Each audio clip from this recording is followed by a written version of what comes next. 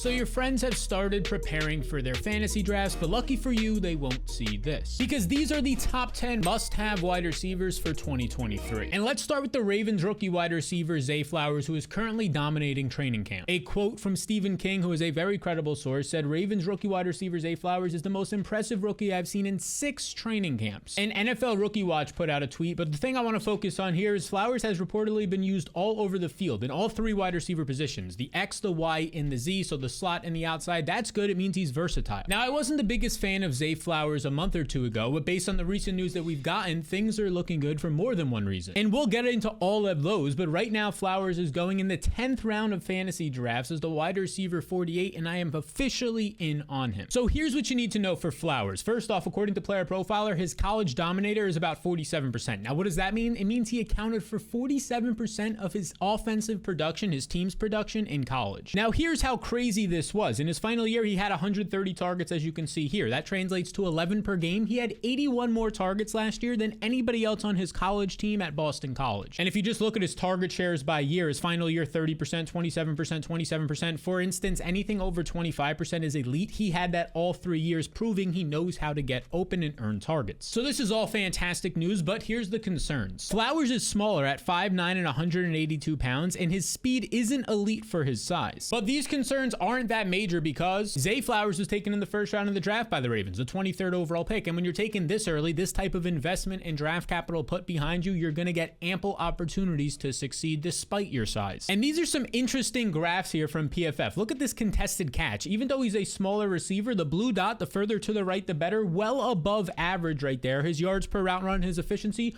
also well above average. The only thing that was bad for him was his drops, a 10% drop rate, but that's not something that translates or is sticky year to year for receivers. Now, one more thing, and another reason why I'm higher on Zay Flowers is because of his competition. Rashad Bateman right now, who I've been high on this offseason, is still on the PUP list. Now, he continues to fall down draft board, so I actually think he is still a value as well, but there's no doubt about it that he is not currently 100% healthy. And the other main competition in the receiving room, not counting the tight end department of Mark Andrews, is Odell, who turns 31 this year, coming off his second torn ACL, and has already talked about retiring after this year. So there's a decent chance, it's looking more and more every day, that Flowers could be the wide receiver 1 for this Baltimore team. Now, the number 9 must-have receiver this year is Devonta Smith, who is another player that I'm warming up on the more and more I dig into him and the further he drops in fantasy drafts. Look, I wasn't a fan of Devonta Smith a month ago or so when he was being taken in the 2nd round. Now he's fallen to the 29th overall pick, that is round 3, as the wide receiver 13. So let's break this down, because last year Devonta Smith finished overall as the wide receiver 14 in fantasy, but he scored 0 fantasy points in week 1. It was a bad game. But if you throw out that fluky and weird performance from week 1, Devonta Smith was a top 10 wide receiver in fantasy football. And more specifically, here's what that production led to. A top 10 reception season, top 10 receiving yards with nearly 1,200, and his yards after the catch, how much he was able to do on his own, 7th most in the league. So the translation is that he was just dominant last year. He had a great 2022, but he's going to do even more probably this year. And a big reason for that is this tweet right here. Devonta Smith last year from Hayden Winks, from the first 1 to 3 quarters in a game, was averaging about 62 receiving yards, and then in the 4th quarter, less than 10 yards per game in the 4th quarter. And this isn't just because he disappeared in the 4th quarter. No, he was taken off of the field because of the massive amounts of blowouts the Eagles were in last year. But now this year, since the Eagles finished first in their division last year, they'll have a more difficult schedule in 2023. And Smith is going to go right back to the same role. He operated as the X receiver last year. Believe it or not, it wasn't A.J. Brown the majority of the time. It was Devonta Smith as the X number 1 receiver on the outside. And right now, A.J. Brown and Devonta Smith are the only wide receivers getting fed by Hurts, what you would expect, as that was the case last year. Because nothing was added to this receiving core of the tight end room. DeAndre Swift is a running back, but how much are they going to pass to the running backs? The only change was that Olamide Zaccheaus ends up taking over for Zach Pascal, which is like a 1-for-1 replacement. I would even say it's a downgrade in this receiving core. So right now, Devonta Smith is going in that 3rd round. He goes after Chris Olave. Give me Devonta Smith instead. He goes right around T. Higgins. Give me Devonta Smith instead. And now we'll move to a veteran who was the number 8 must-have receiver this year. And that would be the new Dallas Cowboy, Brandon Cooks. Look, Cook is extremely slept on right now. He's barely going in the top 100 picks as the wide receiver 40 in fantasy. And I'll be honest with you, last year he wasn't good. His efficiency last year, his yards per route run, just 1.77, 43rd amongst receivers. That was a career worst. And he's an aging receiver about to turn 30. So is this a big issue? Now, in a lot of scenarios, I would say, yeah, this is a guy we probably want to avoid. Now he's joining a new team as well, but check this out. Cooks played on the least efficient offense in the NFL last year, the Houston Texans, one of the least efficient in NFL history as far as the passing game goes. And here's even more proof of that. Davis Mills last year, there's 32 NFL teams. Well, he ranked 36th amongst quarterbacks in his overall QB efficiency and grades according to PFF. And this all translated to Brandon Brandon Cooks' targets not being all that great. 84th in catchable targets, 30% of his targets were not catchable, but now he's going to join the Cowboys. And in 12 healthy starts last year, Dak Prescott led this offense to be a top 10 efficiency unit. And when Cooks plays for a top 10 offense in his career, he averages a 16th overall fantasy finish. 16th overall is pretty dang good. I don't expect it to be that high with CeeDee Lamb there now, but you don't have to pay for that because, like we said, he goes as the wide receiver 40, the 94th overall pick, going in like round 9 or 10 of fantasy drafts. And the interesting thing is, if we look at Brandon Cooks' career finishes in fantasy, that would be the lowest he's ever finished. The wide receiver 40, where he's going right now, started his career as a rookie 22nd, then 19th, then 9th, then 16th. He can keep going. 19th. Okay, this 67th, he was injured that year. He left 5 games early, which screwed up his fantasy points per game.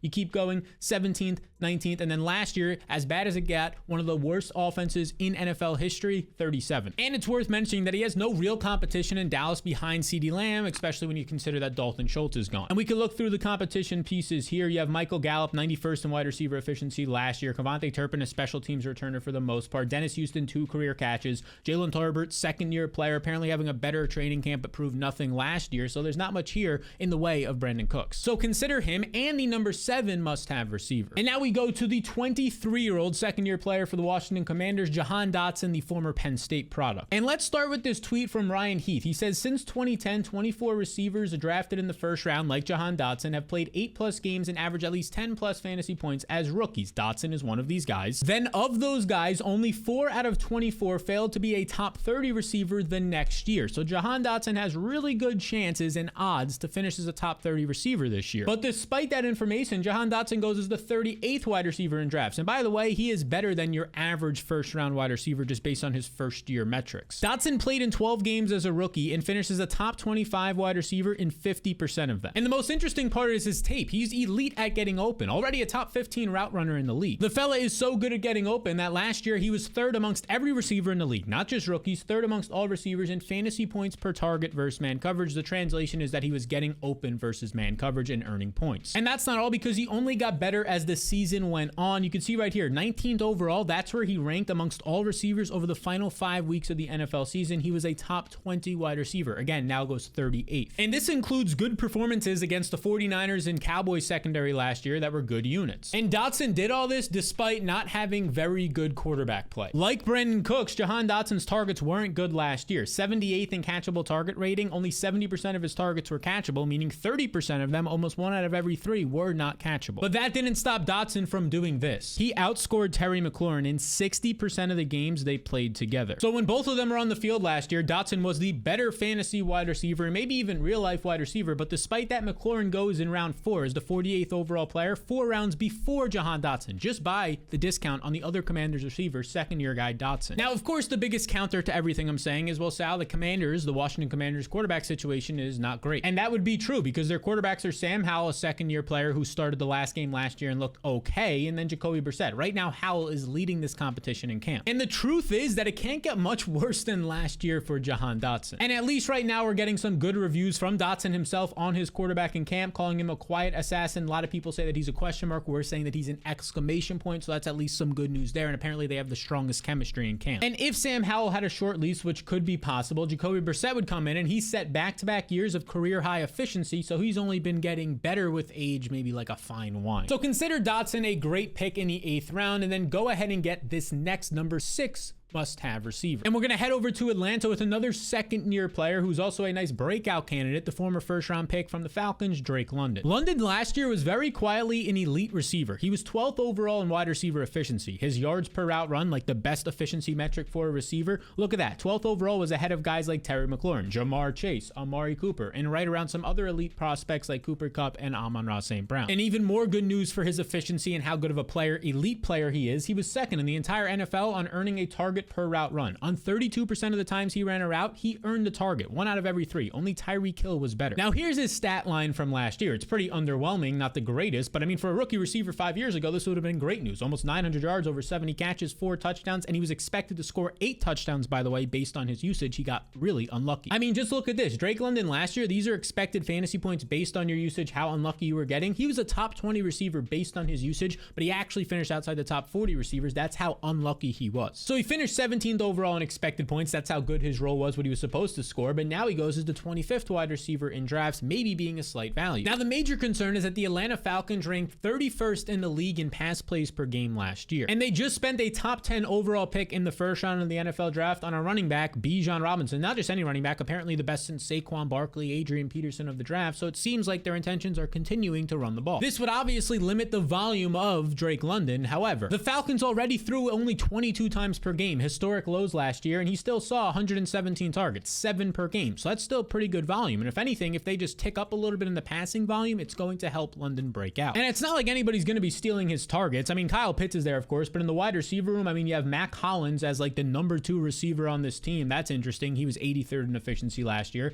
Scotty Miller, mostly a deep threat, maybe can play out of the slot, but 95th in efficiency last year. Then you have guys in this team like Cardero Hodge, who's like a special teams depth guy. You have Frank Darby, who has 2 career catches. Not much threatening competition here. The takeaway is that London is just going to see a ton of targets again this year. And now we head to the top 5 must-have wide receivers. And if you're enjoying this content, finding it helpful, make sure to hit the subscribe button so you get all the content we're dropping the entire season so you can win your league. And to kick off the top 5 must-have receivers, we go to Buffalo with Gabriel Davis, right now the 24-year-old receiver. Now, Davis currently goes right around the top 100 picks. 100th overall is the wide receiver 41, and at this spot, there's only upside. Now, here's what a lot of people who are critics of Davis will say. Well, he's played 3 seasons with Josh Allen in this great Bills offense. The Bills offense, how can it get much better than the last 3 years? And he still wasn't able to crack a top 35 finish. And if you look at his most recent year of last year, he was 68th in target rate, just earning a target on 18% of his routes, well below average. Now, all of that would be true, but there's a big reason for his lack of performance a year ago. And it's pretty easy to point out. Right here on September 17th, week 1 of the NFL season, he suffered a high ankle sprain, which you're supposed to miss 2 to 4 weeks with, and he did not miss a single game. He played through it and basically played limited the whole year. We've showed this in a previous video, but if you haven't seen it, look, this is what he said in training camp. I just felt like I lost a step last year when he talked about his injury all season that hampered him. Now, despite being injured last year, Davis was still able to earn 6 targets per game and finish top 5 in downfield usage. And when he was actually healthy and off the injury report for 11 games, he averaged 11 points per game, which would have finished as a top 30 receiver last year. So a top 30 receiver last year was his production when healthy. He's only going to get better with another year of experience, and now he's healthier, goes as the wide receiver 41. And it's definitely worth pointing out that for the final 2 months of this season, Gabe Davis was playing with an injured Josh Allen, who played through a serious elbow injury. Not just an elbow injury, he tore his elbow last year and played through it for the final 8 weeks. But the good news is now Gabe Davis and Josh Allen are healthy to start this year, and you're getting a discount, a major discount on Davis. So grab Davis and consider taking him over 735 yards on Vivid Picks for this entire season. You can check that out down below. Now for the number 4 must-have receiver, it is Marquise Hollywood Brown in Arizona, who should not be a good team this year, but let's dive into the former first-round pick Brown here. This fella definitely has probably top 10 upside, because last year when he was healthy for the first 6 weeks, he was the number 5 receiver. He had over 18 fantasy points per game, but then he got injured. He fractured his foot. They said it could have been a season-ending injury. He came back after 5 games, but he was never 100%. But now he comes into this year healthy, and he's the number 1 receiver on his team because Hopkins is gone. And in 8 games without Hopkins last year, Brown averaged over 15 fantasy points per game, 9.6 targets, and was a top 12 receiver. Now, of course, the main reason he's going a lot later in drafts this year is because Kyler Murray is going to start the year injured. But here's what you should know. Marquise Brown had a successful year for half the year last year when healthy, even though his catchable target rate was just 103rd amongst all receivers last year. About 30% of his targets weren't catchable. So odds are it can't get that much worse this year for the first month or so when Kyler is out. And that's probably all it's going to be. A lot of people want to say, oh, Kyler Murray's going to be out for the entire year. They'll just shut him down. No, this is a football player that wants to play. And according to Jeff Mueller, a doctor on Twitter, based on his injury recovery right now,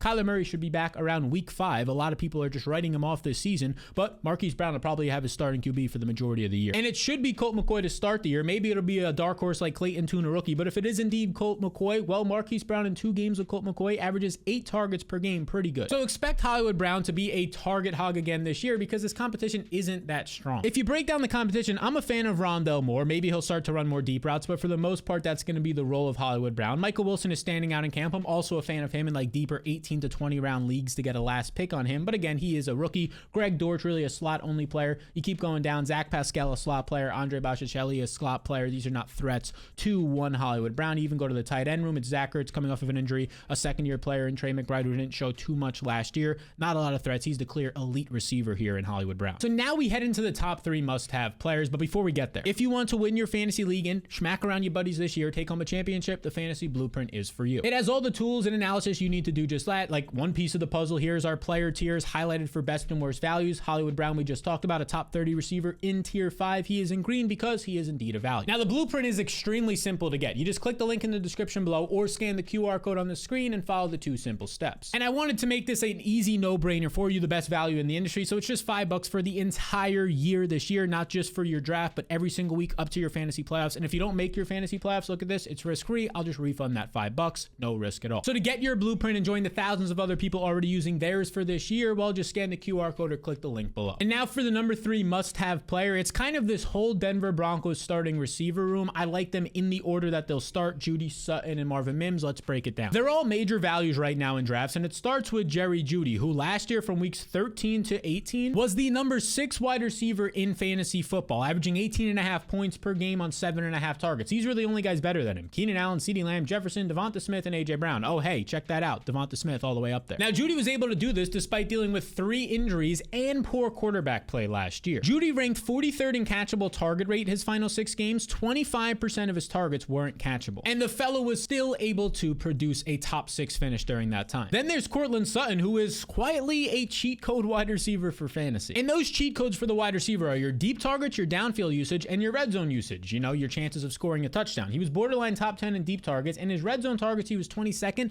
but his red zone target share, what percentage of the team's red zone targets he saw, was 3rd in the NFL. So here's what this means. His combined cheat codes, those deep targets and red zone targets, ranked 3rd amongst all receivers in the NFL. But similar to his teammate Jerry Jeudy, he didn't get good quarterback play from Russell Wilson. He ranked 71st in catchable targets. 28% of his targets weren't catchable. But now Sutton's expected to play the big slot Marquise Colston role for Sean Payton at times this year, which means a lot more accurate targets and easier targets to convert on. And then there's the 3rd wide receiver in this receiving core, and that's the rookie Marvin Mims, with Tim Patrick and KJ Hamler not with the team to start the year because of health reasons. You can see right here, Marvin Mims, he broke out at just 18.5 years old, 96th percentile. That is 4%, top 4% of all time. An earlier breakout age means you're going to have a correlation with future success. And his 40-yard dash time from Player Profiler right here, as you can see from the NFL Combine, it was the 4th fastest amongst all rookie receivers. But that's not all, because Marvin Mims averaged 20 yards per catch in his career, which is top 5% of all time, and he compares closely to Emmanuel Sanders. And Sanders was a very good wide receiver for a 6 to 7 year chunk of his career. Now, the number 2 must-have receiver is an easy one, and is Amon-Ra St. Brown from the Detroit Lions. Recent reports out of camp from Benjamin Solak are basically saying that his takeaways right now are that St. Brown, Laporta, and Gibbs are going to account for maybe 90% of the targets for this year to start the season, and Amon-Ra is going to lead that charge. Check this out. When people ask who were the best wide receivers in fantasy last year, according to their grades, it takes into account everything on Pro Football Focus, PFF, Tyreek Hill was number 1. Number 2 was Amon-Ra St. Brown, just ahead of Justin Jefferson, Diggs, and a bunch of other names you would probably expect, like Adams, Kupp, and Brown. If we were to scroll through his fantasy finishes last year, right here in parentheses, that's where he finished amongst all receivers for that week. So to start the year, 11th, 4th, and 36th. If you looked at just his healthy games last year, if we scroll through this, his healthy games, 23rd, 8th, 16th, 3rd, 2nd, 29th, 22nd. You keep scrolling through here. He averaged a top 24 fantasy finish in 74% of his starts. Now, during that time, this actually broke down to 19 fantasy points on 10.5 targets per game. He was a top 10 receiver when healthy. And according to Matt Harmon's reception perception, last year, Amon-Ra St. Brown saw a 10% improvement versus man coverage, was top 12 versus zone coverage, and 85% of his routes were short to intermediate. Now, this last stat is important because short to intermediate routes are going to lead to the highest percentage of catchable targets, meaning you get more points per reception, yards after the catch, and touchdowns. And St. Brown's going to have less competition to start this year because TJ Hawkinson won't be there like he was to start last year. There's no DeAndre Swift. Jamison Williams is going to miss at least 6 games, and his coach is saying bad things about his actual performance right now. Marvin Jones is almost 34 years old. Josh Reynolds is a fine receiver, but has never threatened anybody for high target shares. So go ahead and get St. Brown and consider taking him over 1,050 yards on Vivid Picks. It is linked down below if you want to check that out. And now we get to the number 1 must-have receiver for this year. You want to make sure you get this guy no matter what before your friends. Come on down, Deontay Johnson, our number 1 must-have receiver from the Steelers, who is quietly still in his prime at just 26 years old. Right now, Deontay Johnson is going in the 7th round of fantasy drafts somehow as the wide receiver 33. This is the most baffling one to me. According to reception perception, Deontay last year beat both man and zone coverage at a top 8 rate last year. And this was a big reason as to why he earned the 6th most targets, 147 targets last year on a per game basis. That was more than guys like Jamar Chase and AJ Brown. But But even though the fella across all 17 games didn't miss a game, saw 147 targets, you scroll over here, he was the most unlucky receiver last year, having just 0 receiving touchdowns, which is why he only finished as the 39th player in fantasy at the position. But based on that usage, he was expected to score 7 touchdowns and finish as a top 20 fantasy player. Now, Deontay quietly saw 30% of his routes downfield, which was a career high. And downfield targets can be solid because they lead to more explosive plays. And his quarterback last year, Kenny Pickett, was quietly top 10 in deep ball completion percentage, and Pickett was the #1 quarterback in catchable pass rate on his deep ball, showing that he was actually putting it in spots where his receivers could benefit. And I just want to let you know about this right here, because since 2020, the last 3 seasons, Deontay Johnson is 3rd in the NFL with 460 targets, just consistently averaging like 150 targets a year. Only the elite tier of receivers, Devontae Adams, Stephon Diggs, Justin Jefferson, and Tyreek Hill, all basically going in the first round of fantasy drafts, are ahead of him during that time. And there's a good chance that this year, the Steelers aren't going to rank dead last in the NFL in passing touchdowns. They literally averaged less than 1 per game last year. Just 12 on the entire seasons was less than every other offense, including a poor Jets offense last year. So I hope that all this helps you see that Deontay Johnson, as the 79th overall player, the wide receiver 33, he should easily be closer to a top 25 receiver and a must-have for you this year. So make sure to grab some of these top 10 must-have receivers for this year. Now, you also want to know who to be targeting for every single round of your drafts at all positions, not just wide receiver, and that's what this video will help you do right here. Before you go, double check that you hit that subscribe button so you can stay up to date on all the latest info to win your league this year.